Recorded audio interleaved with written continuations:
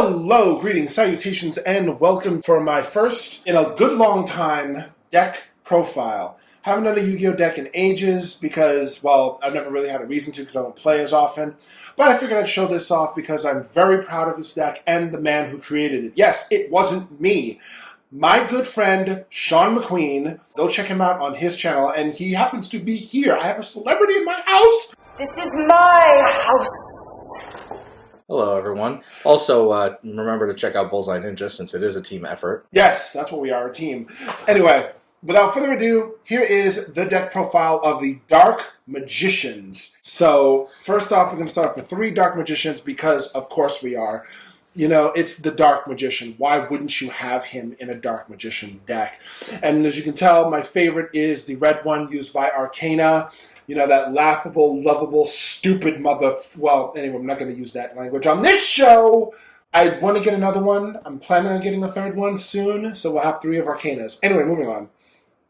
Next, we have the gorgeous, tantalizing... Holy shit, I'm gonna come. Apprentice Illusion Magician. And for those of you who don't know, her effect is you can discard a card, special summon her, and then add a Dark Magician from your deck to your hand. So she searches out the blighter, and she makes do with them luscious legs. Also, did you know, if you don't know, you know, all 2 of you, shut up! She increases a monster's attack strength, well, a spellcaster, dark spellcaster, attack strength by 2,000 when they're attacking, whether she be dropped from the hand or removed from the field. So she's a booster! And we also have everybody's favorite seaman, not that kind, Keeper of Dragon Magic. This guy, let me tell you about this guy. He searches out fusion spells, and not just Dark Magicians-based fusion spells, no, he searches out the polymerization. He'll search out anything that will get you a fusion. Anything that's not quick play. Yes, a fusion-based card, and we run quite a bit of those in this deck. By the way, he can also help you get, part of a fusion material to your field from the graveyard. That's always helpful. Next. And we have the Searcher, because sadly, in this day and age, I gotta say that I think that Magician's Rod is an absolute must. Now, normally I don't say, you gotta run this, you gotta run that. Every deck is yours to do with as you see fit. I'm not gonna ever say that something's absolutely mandatory, you're stupid if you don't run 3 of this. That's not my style, unlike some people. But I personally feel that Magician's Rod at 3 is a very good thing to have, because it helps you search out, Dark Magician based stuff, and it's a good searcher. It's a really good searcher card. Next. And we have the lovely, the sensuous, the sultry, the one and only... Yes! Yes! Dark Magician Girl. Because, of course we do. Now, I know there's a lot of Dark Magician decks out there that don't run DMG, but she has multiple uses. She's part of a special fusion that we'll get into later. She's also very searchable, and... one thing that people seem to gloss over is that she can become a pretty good beat stick when Dark Magician's in the graveyard. Not that anybody really uses her for that effect anymore, but it's still a thing you can do if you want to do it. And my next one Magician of Dark Illusions. He is basically Dark Magician's shadow. For those of you who don't know what he does, I'm going to read it off real quick because I damn near forgot. I'll tell you. Please do, because the text is too damn small for me. Alright, so basically, if you activate a spell or trap during your opponent's turn, you can automatically summon him from your hand. The devil, you say? Yes. And while he's on the field, he can only do this once. If you activate a spell card while he is on the field, you can resurrect a Dark Magician. Ow! So, yes, he is sort of his shadow. Mm-hmm. I want him as my shadow. It's like the kind of shadow that abducts the kids and takes them to Neverland in Once Upon a Time. I'm not changing my answer. Next. And of course, Palladium Oracle Mahat. Yugi's Master card, I will say, in Yu-Gi-Oh! Dark Side of Dimension. Yes. This was the card that went unnamed, that Atem, when he showed up, spoilers, Atem showed up, he drew the card, played it, we had no idea what the name was, we had no idea what its attack was or its effect until the card was printed and we actually got it. It's like, oh, it's that card. Why didn't you tell us that, movie? He just came out and did shit. Like, the minute he draws into this card, it's like the ultimate like music, and it was like there, and I was like, Dark Magician has armor? Oh, daddy. This dude just came out and exodiated the shit out of Crimson Nova Trinity. Uh-huh. And that was game. Yes, it was. And we're moving on because he's too sexy to keep talking about. And here's a new one, Cosmo Brain. Now, I don't know how many other Dark Magician decks run Cosmo Brain, but it's suitable. It actually works well, and here's why. It's because that to get him out on the field, you contribute any normal monster from your field or hand and summon it directly to the field. He gains 200 attack points based on the tributed monster's level. So if you contribute Dark Magician, you're looking at 2,900 attack points total. Isn't that fabulous, kids? Can you say beatdown? Sure, I knew that you could. But here's the thing. A card like that needs to run a bunch of normals in the deck for it to really be consistent. So here's another normal. That makes 4. Now, by the way, are you wondering why I'm running Red Eye's Black Dragon? I doubt they're not. I doubt that they're wondering. They probably already know the meta sheep that they are. Yeah. The sheep, mere sheep. But they won't see this coming. The Summon Skull. Yeah, there's a reason for big old skull face. And it's not for Red Eye, so don't jump to that conclusion. Yes, we're not running. It's just a bonus. Oh, that's not enough normal monsters for you? Here's another one. Yes, Gaia, the Fierce Knight! He is, without a doubt, one of the more interesting monsters you'll see. Now, I know what you're thinking. He's a level 7. He's 2,300 attack. Why am I doing this? I'm going to get to it. Shh. Cosmo Brain is one of them. Cosmo Brain is one of the reasons. And you're probably... My biggest question about it is, why does he have a girl's name? Because he's the power of the earth. Still. But it's Gaia that... No, shh.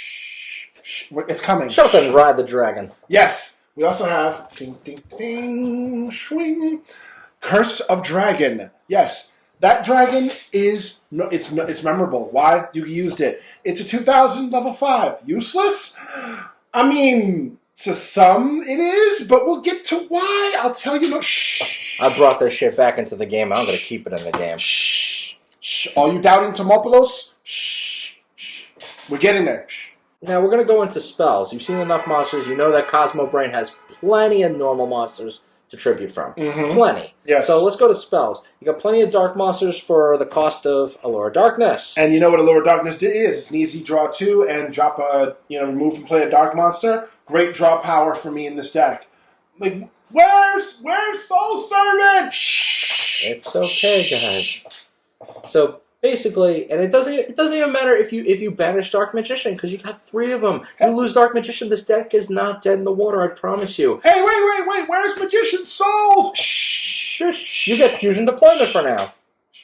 Now, what Fusion Deployment does is, like Keeper of Dragon Magic, you cannot summon from your extra deck, except for fusions, on the same turn you play this card. Keeper of Dragon Magic has the effect that if you activate its effects, you can only use fusion monsters. Yes. This is a good card to play on the same turn as Keeper, because they work really well together, and this allows you to reveal the fusion monster in question and summon one of its specified materials from your deck or your hand. Can you say board? Board. Sure, I knew that you could. You can create a powerful board with this card. Yes, you can, boys and girls. You can create many different combos, and that's what we're going to get into shortly. And now, everyone knows the classic polymerization, but I want to touch on a few fusion cards that are going to go into this. There's the infamous Red Eyes Fusion that everybody seems to be abusing. It wants to make it famous? Well, I'll make him infamous! That's right, Jameson. And here's Secrets of Dark Magic, which not only fusion summons, including Dark Magician Girl, but also uses them for ritual summons if you want. But Sean, how can a spell card be like that be a quick play as well?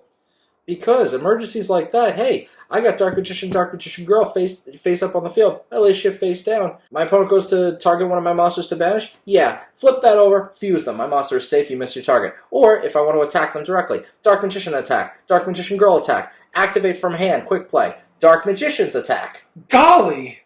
And here's another fusion card, Spiral Fusion. This is good for summoning any dragon fusion monster. Wait, however, any dragon fusion? Any dragon fusion, as long as the materials are met. However, it has the added bonus that if you summon Gaia the Dragon Champion, its attack points are doubled, and it can attack 2 monsters per turn. But nobody uses Gaia the Dragon Champion. Hold my beer.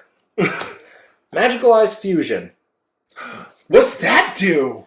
Oh, it's simple. You can banish from field or graveyard the materials you need to special summon or fusion summon a spellcaster fusion monster. So if you've got Red Eyes Dark Dragoon, but you have Red Eyes and Dark Magician in the graveyard, banish those 2, bring out Dragoon, you're good to go. Golly. And those are just the fusion spells. Wait, there's more? Oh, there's more spells. We've got a couple more. We've got 1 copy of Dark Magical Circle. I know people used to run 3 consistently. Only 1? What are you thinking? Oh, yeah, you're not going to need it as much as you used to. And then you got Dark Magic Veil, because some people like the power of resurrecting or summoning from hand. This allows you the option of either or. And in the words of Maximilian Pegasus, sometimes you have to spend life points to take life points. Yes, at the cost of 1,000 life points, that dead monster can be yours on the field. Amazing. Then you've got 1 copy of Soul Servant. It's better to run 2, but since we only have the 1, we can make it work. Yes, we can. Basically, you know what it does. You play it, you can take any card that has Dark Magician in its text, and you could just lay it on the top of your deck. Obviously, it won't work for Eye of Timaeus because that does not specify Dark Magician. And we're not going to talk about the stupidity that is Eye of Timaeus. We're going to keep moving on. Next card, please. And this one, because you have plenty of spellcasters that you contribute to get 2 Dark Magicians to your hand. This is also good. Let's say you have Dark Magician on the field and 2 in your graveyard, or just Dark Magician on the field, period. Your opponent decides, hey, I'm going to target that on the field and banish it. Yeah, flip face up, Illusion Magic, tribute it, you missed your target, and I get 2 Dark Magicians back in play, so I didn't lose my Dark Magician permanently. That, and if you happen to have one of your fusion cards in your hand, you'd be ready for next turn to fuse this into other stuff. That's right. Now, we're heading on into traps. Let's start off with 3 Magician Navigation, because, well, you're going to have plenty of Dark Magic presence in your hand. Then you have Eternal Soul. Here's the thing about Eternal Soul that I love. 1, it protects your Dark Magicians on the field. 2, it can't be destroyed if you have something like Gaia, Dark Magician, the Dragon Knight. If you have him on the field and you have that on the field, your whole board is clean, is protected, and the only way you're going to get past that board is if you have something that can overrun it, which, realistically speaking, can be done in this day and age, because there are monsters that get over 3,000 very easily. So and it can there's also the other weakness, that Eternal Soul. If it is in your back row and you have Dark Magician, the Dragon Knight on the field, I might not be able to destroy your card, but I can sure as shit send it away. True. Now, if I send it to the graveyard, then your monsters would die. If I send it back to your deck, your monsters stay because it's not technically leaving the field because of some weirdo rule. So let's go. We got more trap cards. Yes, we do. We've got 2 copies of Solemn Strike. Because you want to protect yourself against that. He says, You shall not pass! Yeah, your monster dies if it tries to activate its effect, and you yourself, you pay 1,500. And then there's Solemn Warning. "You shall not be invited to this Thanksgiving," is what I'm getting from the front of that card. Like, no little girls allowed. Yeah, that's at the cost of 2,000, just to yell at those 2 little girls. And they look so innocent, too. I mean, why wouldn't you want to buy Girl Scout cookies from them? Are they made from real Girl Scouts? I mean, maybe. Anyway, that's it for the traps.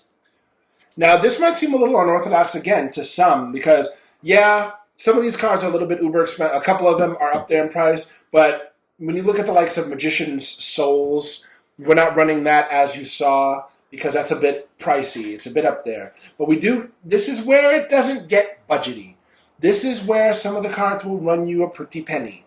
So I'm sorry for that, because this was not portrayed as a budget deck from the beginning. This is my deck. Keep in mind, I never said budget. Okay, now let's start off with the mascots. We've got the Dark Magicians. Yes. Basically, this requires either Dark Magician or Dark Magician Girl on any other spellcaster to summon.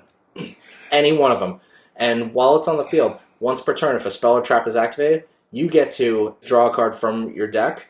And if it's a spell or trap, you can automatically set it And that set card, if it's a quick play spell or a trap, you get to activate it right away. Yeah. So there's the bonus. Free card draw, and if it's a spell or trap card, like he said, you can activate it. If it's a quick play, you can activate it right then and there. If it's a trap, you can activate it right then and there. So it's a beautiful bonus to have. And it's pretty beefy. I mean, you got a nice 2,800 beat stick on the field as well. Yeah, and if it dies, if it's destroyed, this all happens during damage step. So if anyone has negates in damage step, just letting you know. This happens if it's destroyed. Tell them what we got from him, Johnny! You get 1 Dark Magician and Dark Magician Girl to the field from anywhere except the Banished Zone. Isn't that amazing? And I know y'all Meta Sheep are wondering where he is, so let's just throw him out on the board. Red Eyes Dark Dragoon. Those of you who know already, Red Eyes Dark Dragoon is the beef of this deck. Now, let me tell y'all something. I know there is a lot of use for this card, but how many of you, and be honest with me, y'all, how many of you really build a Dark Magician-based deck with him in mind? Or do you just throw out random cards, the meta cards, just to get him out? Personally, my thing is this. If you're going to run Red Eyes Dark Dragoon, then I suggest, this is not me saying, oh, you must do this, you must do that. Again, I don't do that shit. If you're going to run Dark Magician, if you're going to run this guy here, Red Eyes Dark Dragoon, please have the courtesy to run Dark Magician and Red Eyes Black Dragon, because it works. We have made this deck work. We painstakingly put this together. Sean edited stuff for me, and this is a step up from what I used to run, and it is glorious. What's worth noting, I'm sure you guys already know the effect, but he can't be targeted or destroyed by card effects. That means Eternal Soul. If it leaves your side of the field, he stays. Mm-hmm. Another thing, depending on how many normal monsters you use to fusion summon him, he gets a destruction effect. If he destroys an opponent's monster, that monster's original attack points get deducted from your opponent's life points. Isn't that amazing? And imagine if you have 2 Blue Eyes White Dragons against this thing. You just lost 6k. Yeah. And another thing, once per turn, if your opponent tries to activate an effect, you can discard a card to negate the effect, and if you destroy the card as a result, you get to gain a permanent boost of 1,000 attack points. So basically, you get the boost, and then, well, first of all, you get the tick, tick, boom, and then you get the boost. That is amazing. What else have we got for him? We've got Dark Cavalry. And it's not Calvary, for those of you who can't read. We're not crucifying Jesus here. It's Dark Cavalry. If you have a hard time pronouncing it, think Henry Cavill. You should be good from there. This son of a bitch says if your opponent targets any cards with any effects, you can discard a card from your hand and negate and destroy that card. And on top of that, this thing has piercing damage, and it gains 100 attack points for every spell and trap played. Face down, face up, in the graveyard, played. As long as it's not the Banished Zone or your hand. This thing is just amazing. That lance is going straight up your... Whoa. Not on this show. It's like when Gaia the Fierce Knight went to magic school with Dark Magician. That's the result. Yeah, pretty much. And we got the one aforementioned Dark Magician, the Dragon Knight. You know what he does? He protects the back row from destruction. And I'm like, why not? Because, yeah, I'm not running Eye of Timaeus, but you really don't need it. You don't need Eye of Timaeus to bring this thing out. There's enough dragons in this deck to go, hey, I'm summoning this guy. I don't need Eye of Timaeus. Eye of Timaeus is now worthless at this point. Yeah. Until they make him searchable, he's absolutely worthless. At least in my opinion it is. We got 2 copies of this. Yeah, so it's there. It's there. You can use them if you want to. All right. And now, as another result of Magical Eyes Fusion and other things, you've got Quintet Magician. I promise you, it's very simple to get 5 magicians in there to fuse, especially if you do it from the graveyard. Forget about it. Here's the thing. It requires 5 magicians to fusion summon, but if they're 5 magicians if it's 5 spellcasters with different names, your opponent is getting board wiped. This monster can't be destroyed by card effects, and it can't be tributed or used as fusion material. So the only way your opponent can get rid of it is 1, they send it, 2, they banish it. And I love the way it looks. Those spirals are just amazing. Yeah, there's 5 of them, hence Quintet. Now, for Summon Skull, I told you we had a couple uses for him. Archfiend's Manifestation, a.k.a. Summon Skull, the fusion monster. Isn't he gorgeous, kids? His name counts as Summon Skull, and every Summon Skull that's on the field gets boosted by 500. You're looking at a 3K beat stick all on its own. And if it's destroyed, outside of the banish zone, you can summon Skull from anywhere. And that's why Summon Skull is in this deck, but that's not the only reason why. Yeah, because, Red Eyes Black Dragon, we got to put this in. Archfiend Black Skull Dragon. This is just like Black Skull Dragon, but on steroids. See, this thing, when it attacks... Oh, hey, you know that Crystal Wing that your opponent summoned? The one that boosts its attack when it's attacked or it does attack? Mm-hmm. Yeah, this thing's going to say, you can't activate anything when I attack you. So Crystal Wing is getting mowed down and your opponent's not reacting to his attack. If this thing battles, your opponent can't activate shit! Your opponent can't activate a goddamn thing. And then at the end of the battle phase, Red Eyes Black Dragon is in my graveyard. Or a normal Red Eyes monster. I'm going to activate his effect. I'm going to take Red Eyes, put it back in my deck, and burn my opponent for the attack points. Now, this is why I urge you, please use Red Eyes Black Dragon. Please, give a dragon a home. He needs it. Because he has so many uses. He's so damn powerful, so damn useful, and you can screw over your opponent in so many ways. Oh, and speaking of normal monsters that we're just randomly throwing into the deck, you know how you've got all those fusion cards and Spiral Fusion had its use for summoning any dragon? Here's one I can summon. First of the Dragons. Now this only requires 2 normal monsters to summon.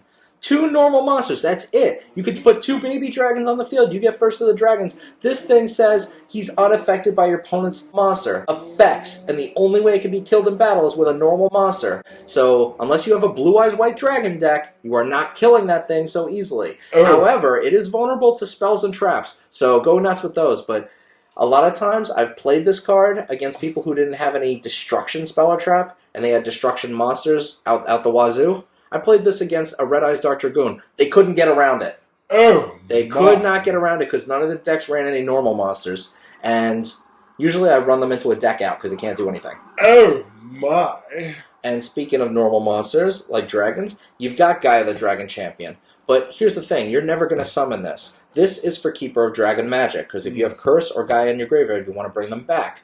Because if you bring back Gaia and then you use Spiral Fusion, you get this asshole.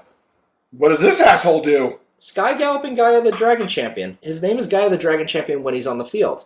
That's 1. Number 2, if he battles a monster, if you declare an attack with him, you declare the attack, that monster, you can change its battle position. My. Also, if you're running a Gaia deck, he searches out Spiral Spear Strike, but we don't have that in here. We just use it for this. The reason why I say put this in is because of his battle-changing effect. Also, if you summon him using Spiral Fusion, his attack will be doubled, and he'll be able to attack 2 monsters. So you're looking at 5,200 going after, I don't know, if somebody's doing incantations, yeah, you're going to do like 10,400 to their life points. So, let me get this straight. All I have to do is use Spiral Fusion on him. And on Spiral Fusion to bring him out. Gaia the Fierce Knight. His attack points are doubled. And I can make my opponent bend over? Oh, my. Pretty much. Oh, my. You could turn him around. Any which way you want, you could turn him around. Turn around. Let me stop. To everything, turn. And now, we're heading into the Z zone. There's not much of it. But number 11, Big Eye. Because very easily, you can get 2 level 7s on the field, no problem. And Big Eye says, yeah, you know what? I like you, and I want you. So we could do this the easy way or the hard way. The choice is yours. Now, he drops a material just to target a monster and take control of it. The downside is he can't attack if he does that, but it's okay, because when he is able to attack, he's 2,600. And then you've got Norito, the Moral Leader. I say run this in the deck because if you're running so many level 6 spellcasters, which you are, you manage to get 2 Apprentice on the field, or Dark Magician Girl, exease them to summon this. This says that if your opponent activates a spell or trap, you can once per turn, you can give up one of your materials. It's either player's turn. You can give up one of your materials and negate the effect and destroy the card. But that's not the main reason why we put this in here. Oh, we don't have Dark Magician in our hand. What will we do? Okay, so what we're going to do is we're going to overlay that with this. You can use 2 level 7s, or you can use a Spellcaster Xyz. And there you go, you've got Ebon Illusion Magician. What he does is you get rid of one of your materials, you can automatically summon a normal spellcaster from your deck. Dark Magician is coming right out of the deck. But wait! There's more! If a normal spellcaster monster, such as Dark Magician, declares an attack, during the attack declaration, this thing can target something on the field and banish it. We got one more card in this extra deck. This one is actually a Link monster. It's literally the only Link monster that he's running in this deck. Just the one.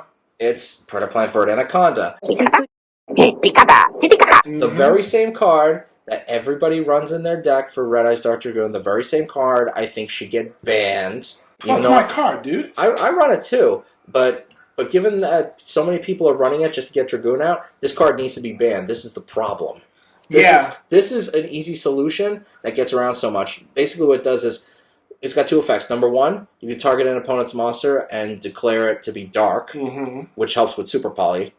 Number two, this thing says, oh, pay 2,000 life points and send a fusion spell card from your deck to the graveyard as cost. And his effect, and the resolving effect is his effect becomes that card's effect.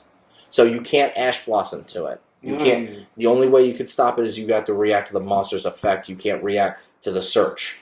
This could become Red Eyes Fusion, or it could become Fusion Deployment to get something out of the deck. But as you can see, this is not an absolute necessity. So this deck could actually run very well without Predaplant Anaconda, because I already have so many means to get fusions out. This is just one more method. With or without it, this deck can run just fine. So that's the end of my deck formula. I hope you guys had fun watching right here on this channel. Please do support the channel by clicking that like, clicking subscribe, and click the bell icon so you can be notified of all future videos. I'm going to be doing stop motion testing in the near future. I'm going to be doing more deck profiles in the future as I get them. But without question, I have to say that this Dark Magician deck is absolutely one of my most absolute favorites because I love Dark Magician so much. What's not to love? There's plenty of variants of it, plenty of things, but I'm not going to keep you all because I've got many other things to do, but I thought I'd just put this out there. But be on the lookout. There will be more reviews. Don't worry. I promise. I'm getting my Ranger reviews out there. I'm going to be doing my Transformers reviews again, and stop motion is coming. There's a lot of things going on in my life that I can't get everything when I say, so I'll just say coming soon. More new videos will be coming soon, and I will try, emphasis on try, to get them on a decent schedule. But until then, hope you like what you see here, and do check out my past videos. Check out Fantasy Free For All, check out BullseyeNinja, and check out Sean's videos. He also does deck profiles. But in the meantime, I am Kailo the Nest Man, my friend here, Sean McQueen, both wishing you good luck, good hunting for your cards out there, and remember, growing old is mandatory, but growing up is optional. Childhood into adulthood, brotherhood, and sisterhood. I love it all, and I love you all. Peace!